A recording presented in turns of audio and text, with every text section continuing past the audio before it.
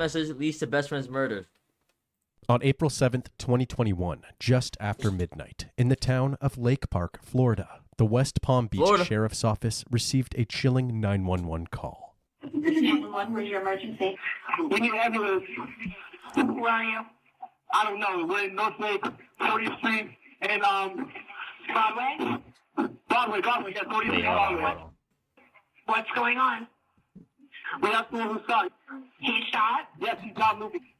Please hurry. The voice you've been listening to belongs to a 21-year-old man named 21. Keyshawn Jones. As you just heard, Keyshawn witnessed his friend being shot. The man firing the gun was none other than ex-NFL player Travis Rudolph. On the night before, the evening... Who? Travis Rudolph. Whoa. Brandon, who that?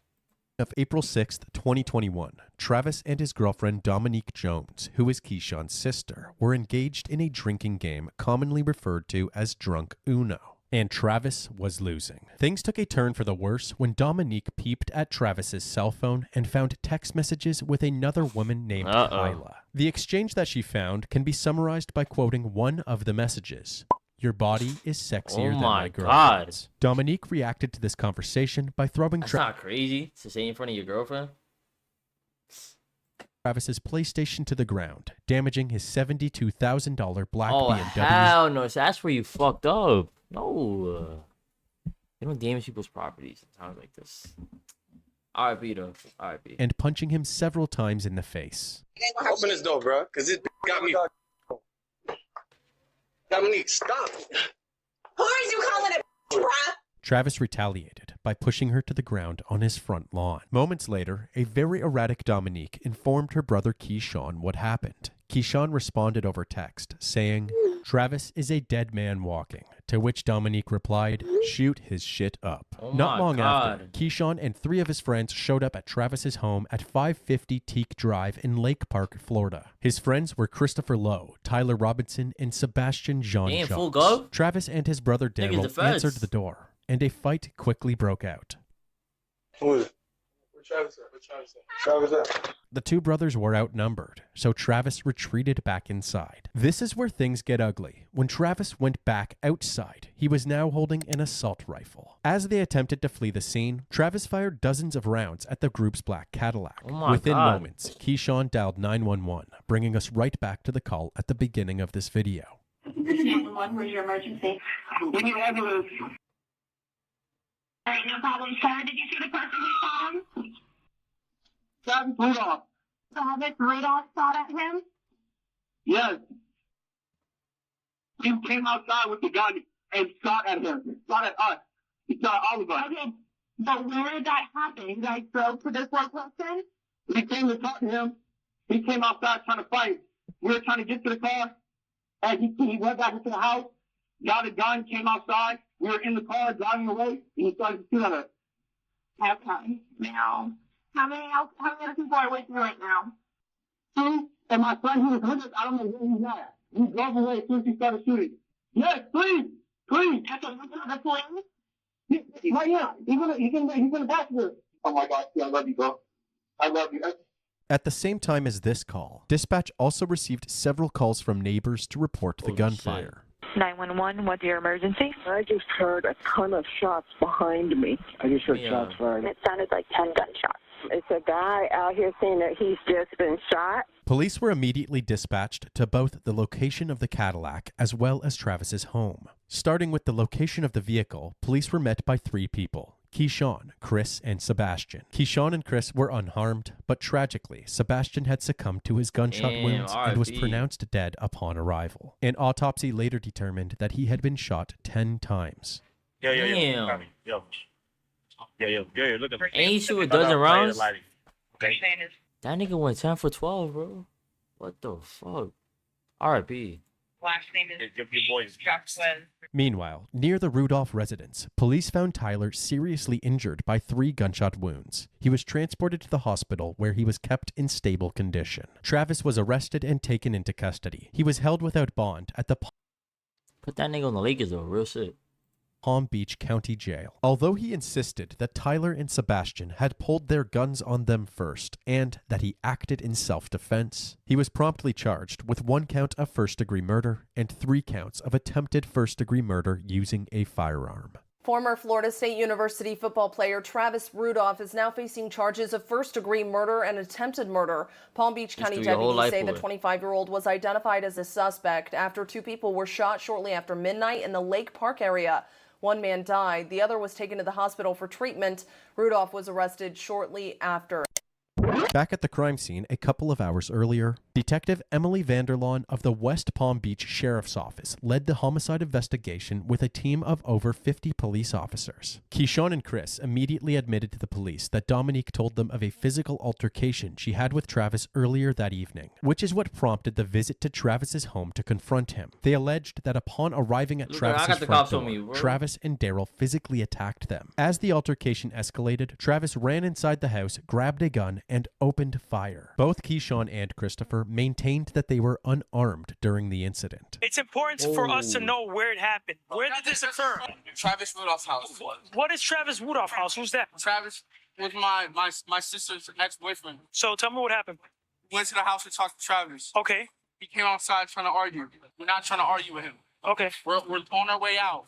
We get to the car. He runs back in the house, grabs his gun, comes out and starts shooting at us while we're trying to leave. We got to his house, knocked on his door. He just came out with aggression, anger, energy, trying to fight. So I'm trying to figure out what's going on. We didn't have no guns. It was quiet until he came into the street. And then I heard gunshots. It wasn't no shots from us. And then he's shooting. Keyshawn gets in the driver's seat. Sebastian hops in the front seat. And I ran and I jumped in the back. And then I start hearing shots ringing, do. So then that's when I ducked down in the back right seat, and then there's just shots coming through the car windows right next to me. I don't know. I heard Sebastian say, he said, I'm hit. Along with the statements from Keyshawn and Chris that night, detectives were able to record an interview with Tyler, who was still at the hospital and had just woken up from surgery. In Tyler's statement to the police, he reported that Travis had shot at him, hitting him in the back as he tried to flee from the vehicle. He also stated that he and his friends did not bring a firearm. Mr. Tyler, just explain to me what occurred tonight. There was an argument between my sister, Dominique, and her boyfriend. This isn't my blood sister. This is like my best friend's sister. She's basically my sister as well. He put his hands on her. So we went over there to talk about what happened. And those two, you guys got into a physical altercation? Yes, sir. Everyone's fighting, and then finished fighting. Her boyfriend ran into the house and grabbed like a big gun. I just hear bullets hitting everywhere. And he's just chasing me, screaming, he's gonna kill me. I was running for my life.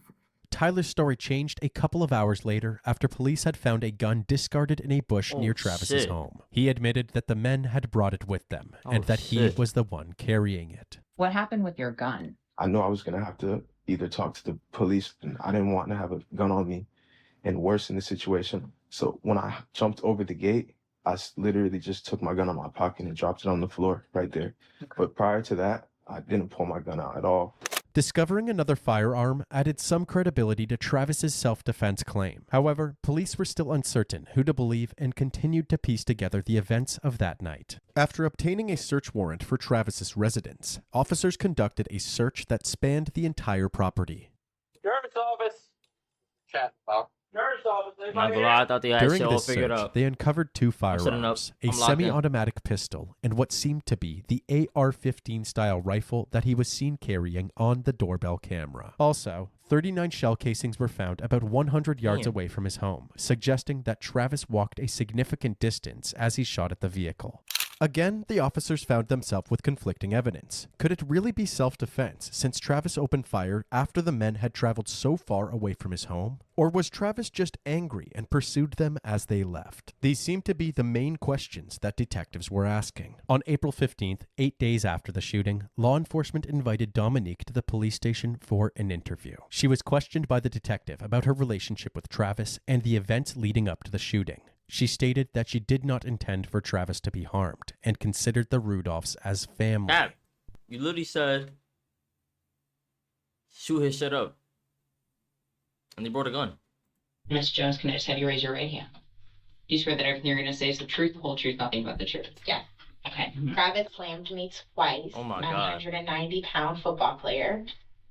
So after you calmed down, did you have a discussion with Keyshawn or Tyler or any of the four who ended up going to Travis's house? Keyshawn said he was going to speak with Travis, so I knew his intentions were to go over there and speak and have a conversation because they do have a relationship. Did you speak to him at all about whether or not he was bringing a gun?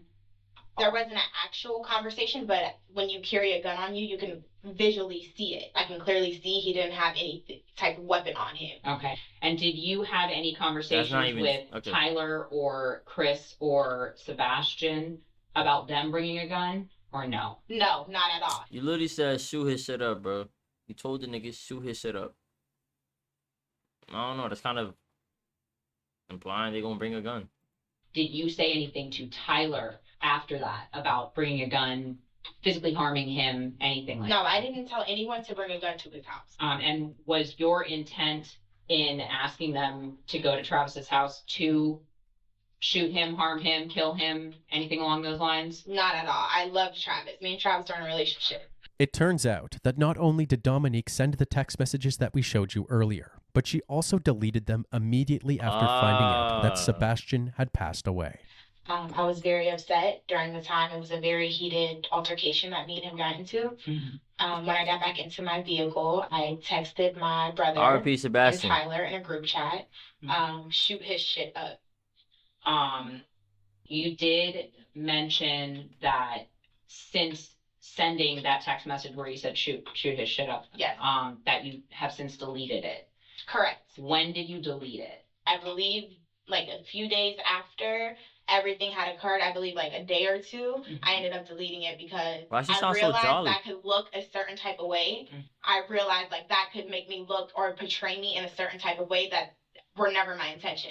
But deleting it doesn't help your case at all. It really don't. Makes it worse, but... So it was just an impulse to delete it. I'm not hiding anything. That's why I'm having this conversation with you as of right now. But after Sebastian passed away, I just didn't want it to look a certain type of way. Surprisingly, following this interview, Dominique Jones was not charged and was free to go. Okay. Travis, however, was held behind bars until a bail or bond negotiation could be met. During that time, his name was plastered all over the news. Wait, hold on, I gotta see this.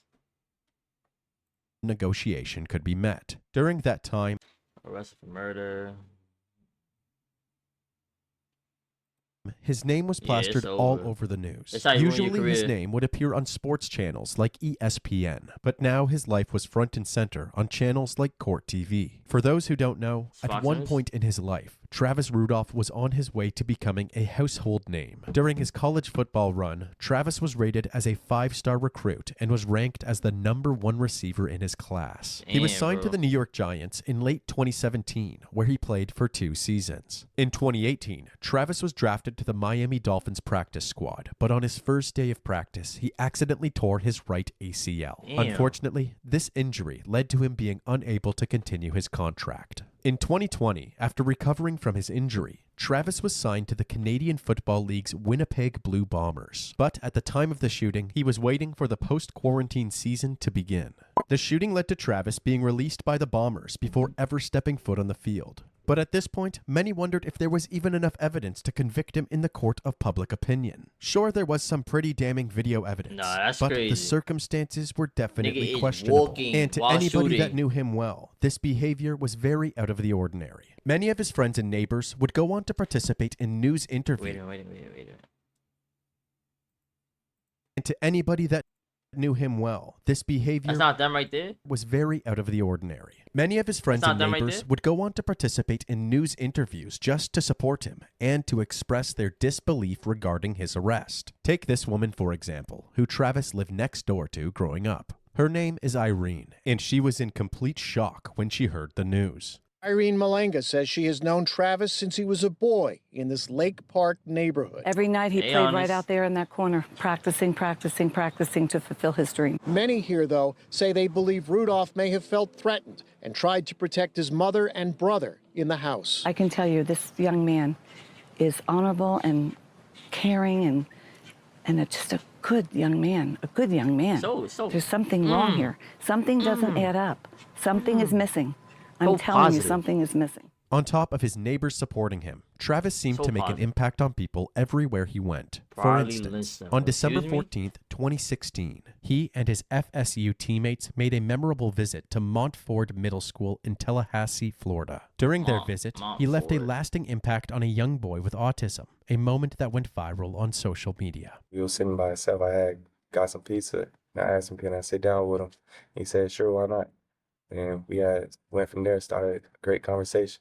Leah cheers on her son every day. She wrote she had tears streaming down her face when her friend sent her this picture. Aww. Travis says he appreciates the opportunity to connect with the community. Those kids, they really do look up to us. And I remember being in that position just not too long ago. And I feel like one person can make a difference, and maybe I'm that difference. The positive moments in Travis's life became frozen in time on April 7th, 2021, as a darker side was now becoming public. The main question now was whether or not Travis was a cold-blooded killer. The Rudolph family declined to provide any statements about the events of that evening. However, Travis's mother did say that her sons acted in self-defense. On March 8th, 2022, Travis's defense team filed a motion to request the dismissal of the case based on Florida's Stand Your Ground law, which allows the use of deadly force in self-defense. Yo, what's Florida's gun laws like, bro? That's just out of control. How the fuck is Mikey Williams free right now? Travis Rudolph is claiming the Stand Your Ground defense. He testified today that he did what he had. In Cali or Florida?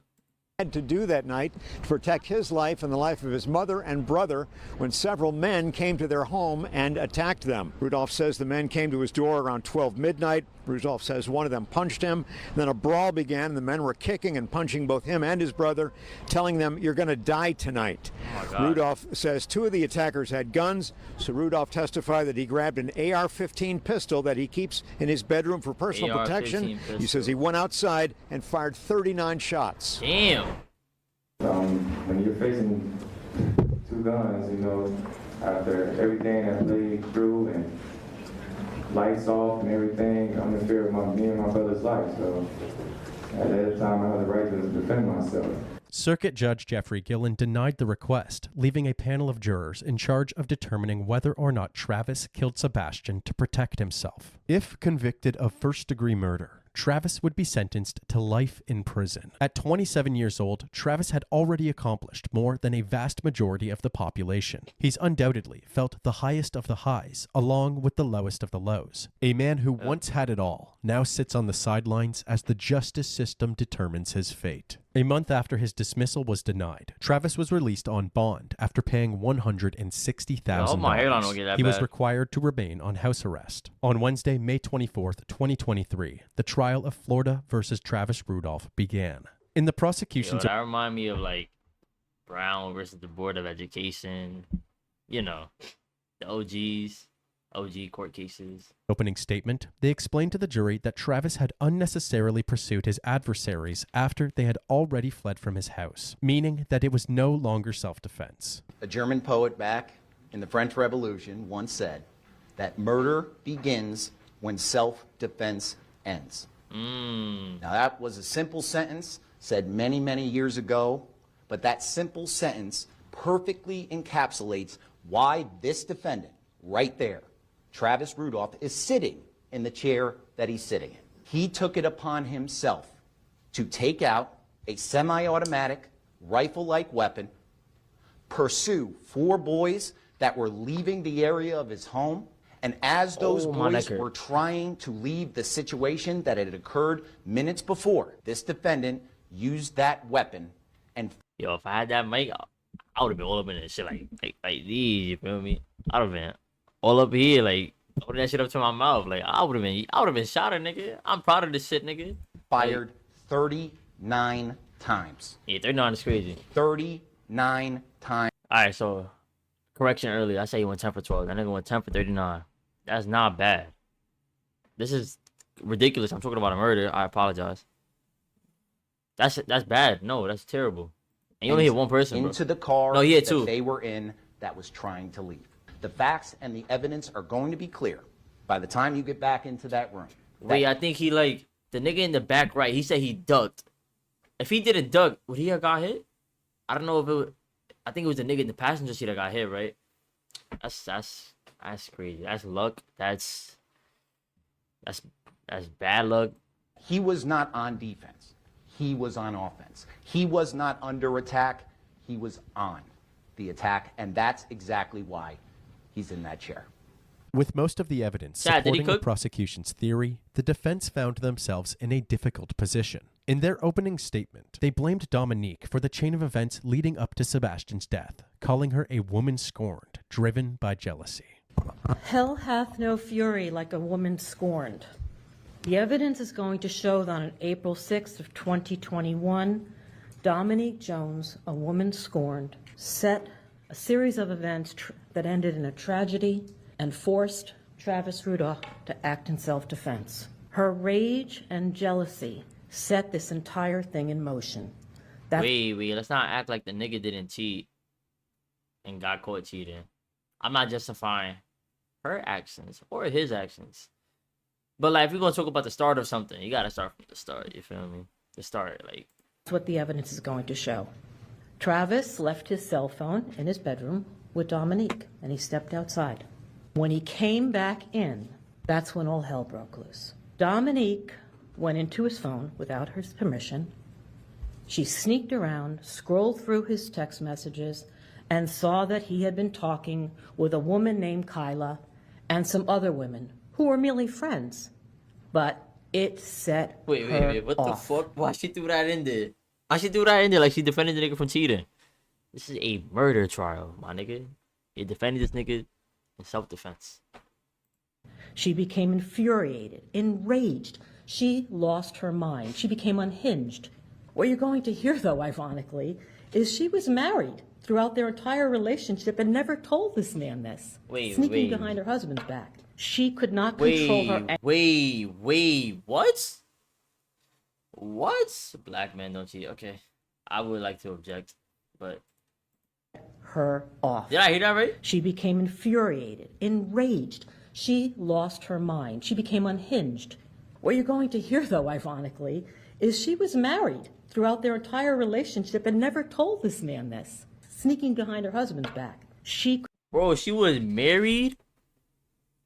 What do you mean she was married? Excuse me? That's gotta be cap. That's gotta be cap. Could not control her anger, her jealousy, her rage. She lost her mind. She took the cell phone, smashed it to the ground, and broke it. Screaming, "I'm sending my brother over to kill you. I'm sending my brother over to kill you." She did say She that. then picked up his PlayStation, which was in his room. She threw that shit on the dragged car. it to the living room, smashed it there as well, in a rage. What else she did? She was out of control. Whole time screaming, "I'm sending my brother over to kill you. I'm sending my..." Nah, cause she also like broke this nigga's windshield or something, bro. I remember that. "My brother over to kill you." They conspired and planned to go to Travis's house at midnight, several hours after this alleged slamming to the ground, to retaliate and to kill him, just as she ordered him to do. Keyshawn and his armed brothers were not noblemen. They weren't chivalrous. They didn't witness an attack on an innocent woman. They were vigilantes. They were vigilantes who went there to retaliate. I ain't gonna lie, you can't just throw around the word vigilante, bro. Vigilante a cool ass word. You can't just be throwing that word around. You feel me? But that's just me. And kill, just as they were ordered to do. We don't want to plunge you in the darkness. We want the lights on. We want the fag unfolded. Right. That's what we want, and that's what you're going to hear from the defense. Travis Rudolph acted in self-defense, and that is the truth. Thank you. The two key witnesses brought to the stand were Dominique and Keyshawn. During their cross-examination, the defense focused on the series of messages that led up to the shooting. Both Dom and Keyshawn stated that the messages were a result of high-strung emotions and were clearly not meant to be taken literally. On April 6th... Wait. Definition of what word? My fault. I'm having a brain for it. What word? Self-defense? At 10:14 p.m., you write, "Travis is a dead man walking." Is that right? Yes. Why did you write that text message? That's pretty vigilante? much just hyperbole. Yeah. But like, When I think of vigilante, I think of Batman, Green Arrow. These niggas ain't that. Am I brain rotted for that? Absolutely. Just wanted to honestly just calm my sister down, make her feel better. Honest, you a vigilante? What have you done as vigilante? Like, let me know. Unless you talk about that one nigga you snitched on. That was kind of hard. Try to get her in a better headspace, but I didn't mean anything literal by that. You are telling the jury that you did it because you were trying to calm your sister down. Is that right? Yes. Honestly, I feel like I wasn't threatening him directly. Like, so it wasn't to the point where I'm telling him, like, when I see him, it's like this. But I was just saying that to my sister to calm her down. She then responds to you at 10:15. You wrote that at... No, bro, there's only one Batman. And that is the Batman and Jeff. KD, Kevin Dones, Kenneth Dones. At 10:14 p.m. She then responds to you at 10:15 to you and Tyler. Please go shoot his shit up. What was that? Hyperbole as well. My sister is just... It was a lot of emotion. She was really angry. It was a lot of emotion between all of us. Keyshawn explained that he, along with the others, went This nigga's hairline is so cooked. to Travis's home to speak with him, not to assault him. Keyshawn, who owns a gun, also highlighted that he did not bring his weapon that night, as he did not anticipate that the situation would become violent. The defense's goal was to discredit Dominique and Keyshawn. They argued that their actions contradicted their testimonies. For example, if Dominique thought her intentions were clear, then why did she delete her messages to Keyshawn? I'm admitting that I did delete the messages, and I'm confessing that I did turn my phone into the police enforcement. It wasn't for the jury not to see. You had a guilty conscience, did you not? I still have a guilty conscience till this day, and I will say that to the jury, to everybody in here. Of course I do. I was 23. I was young. I was dumb. I made a very, very bad decision when I said those words, but it was never my intentions. You deleted those text messages because you know that they were incriminating, right? No. I deleted those text messages because it actually happened, and I was confused. And what actually happened? Travis shot at them. So I immediately thought in my head, they're gonna think this is I planned something. Like, that's immediately what I thought in my head. As for Keyshawn, if he didn't wish to inflict harm, why did he bring his friends with him to confront? Ain't that self-incriminating? Ain't that guilt? I know that's guilt, but ain't that sus? Exactly, like, that's what I'm talking about. Travis. Also, why did the group park their vehicle around the corner when there was adequate parking directly outside of his house? So why did you need three other men to go with you to have a chat? I didn't need them. But you brought them with you, right? Yes. Okay. You didn't say to them, well, you're kind of sassy, guys. You know, I want to do this man to man. It might be the turtleneck combo with the head tilt and the earrings. He kind of sassy. You guys all stay here. I've got this. I'm only going there to talk, right? Exactly. No, I didn't say that. You young Rock. have testified that you know where he do look like the Rock. Yes. So there was nothing preventing you from pulling up into his driveway or parking alongside the house, right? Yes. So why on earth would you park your vehicle the first time several blocks away from his house when there was nothing preventing you from parking at his house? Honestly, if I'm being transparent, I didn't really want to give off any like sort of aggression towards him. And again, this is not something I do often. So in this instance, you know that it looks wrong to do that. But at the time, it's like I don't go talk to people. I don't know that it's gonna look like this. In hindsight, after the fact, we don't get shot at. This doesn't happen. It doesn't look wrong.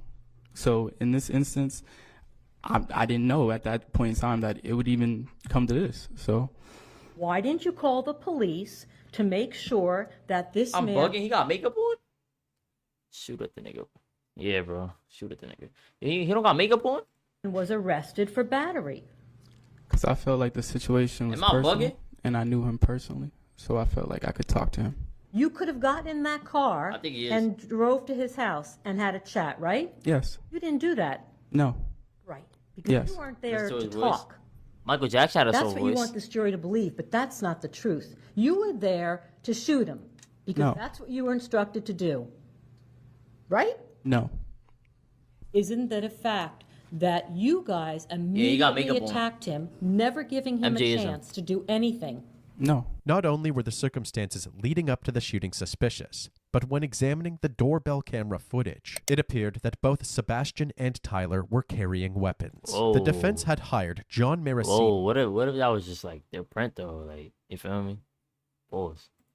A forensic pathologist, to examine Sebastian's autopsy photos. He concluded that based on Sebastian's hand position at the time of his death, he likely died holding a gun. You see this area here in the index finger that suggests of a trigger impression, but that's not nearly as important as what you begin to see here as a palmar surface of the hand has evidence of a little bit of bruising with some pattern to it. So, you know, when we see this, we see that as further evidence of contact with the hand combined with the overall posture. We think of someone who was embracing a firearm on or about the time they were killed.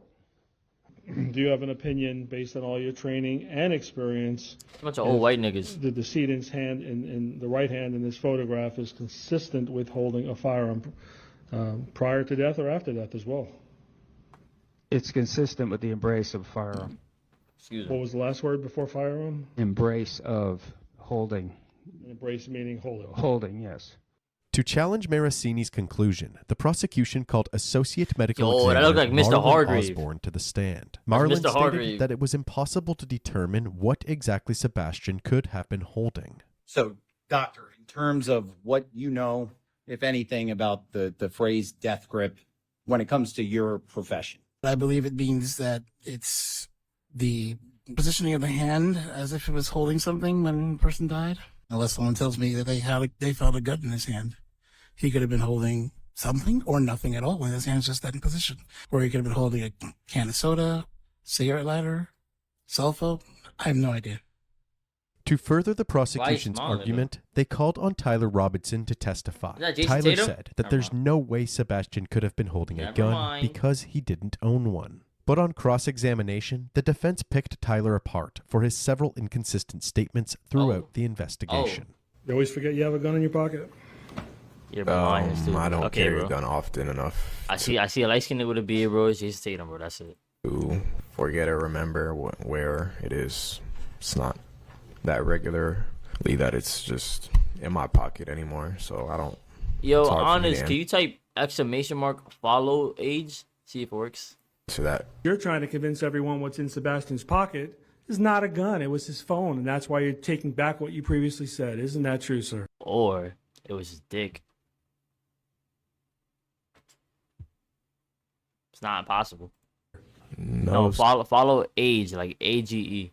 Sir, you're trying to prove that was what was in. You're trying to prove that what was in Sebastian's pocket was in fact a firearm when Sebastian doesn't even own a firearm, and I'm telling you it could have been his phone, his keys, his wallet, socks, and I'm telling you, I don't know what the contents of. That might be a little inaccurate because I set up the command like a little late, but that's what you have to work with.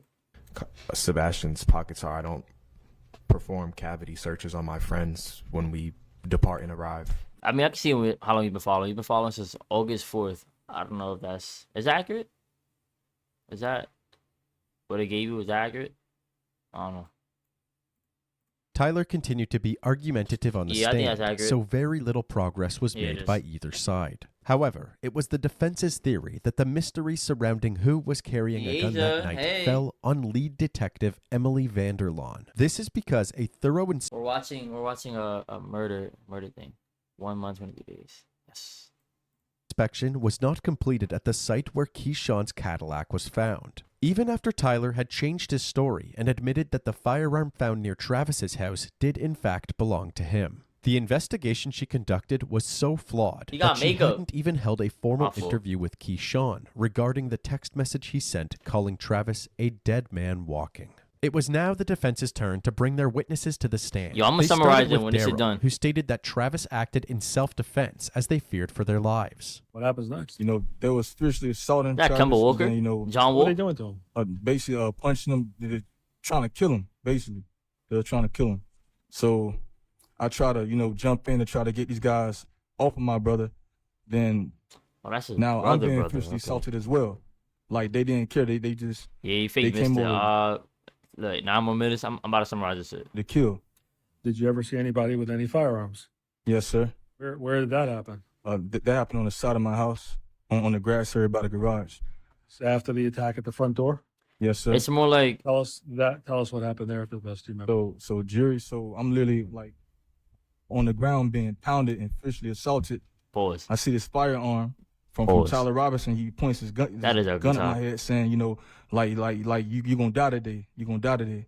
Following Did Daryl's you pray testimony, today? it was finally time to hear from the man himself, Travis. Travis stuck to his initial story, stating that Tyler pulled a gun on him and his brother first. In a panic, he ran inside, grabbed his assault rifle, and defended himself. I heard this loud banging, like constant banging, as if someone was like really trying to get your attention. What happened next? I remember my brother was the first one. He like darted to the door, like without any hesitation. Like he just went to the door. Could you hear what anyone was saying before you went outside? The only thing I could hear them saying, like, "Where's Travis?" That's it? Yes, that's it.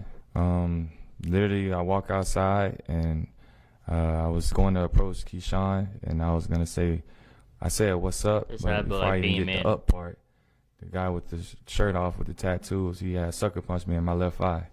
And Know him at all? No, that was my first time ever seeing him. Yes. Never met him to your knowledge. No. How does he hit you? He hit me as if he was trying to knock me out.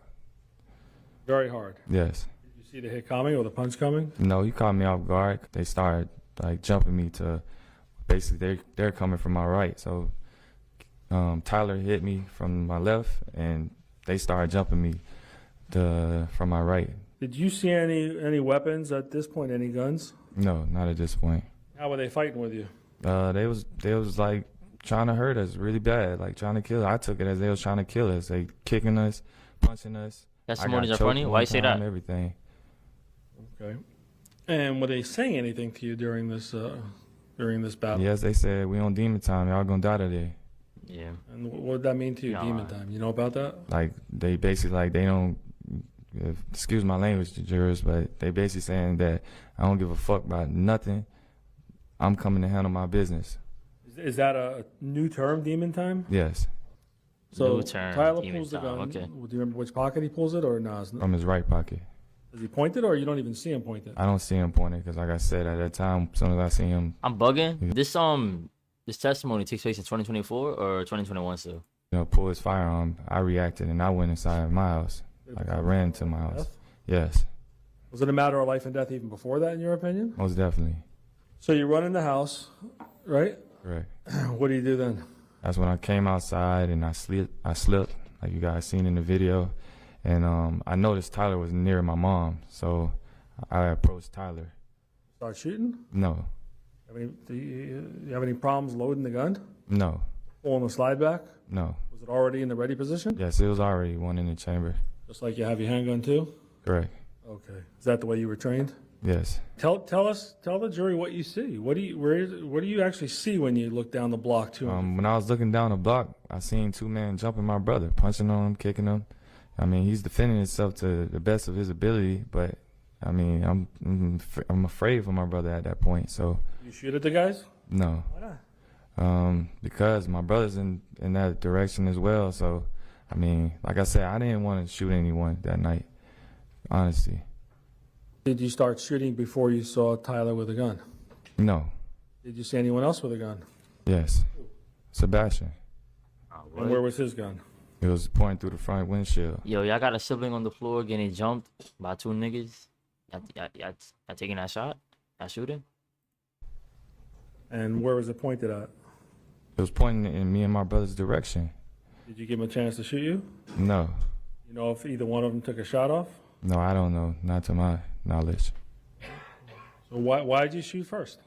Because I mean, if I wait for them to shoot, that's the matter of seconds, and it could be me and my brother's life just gone like that.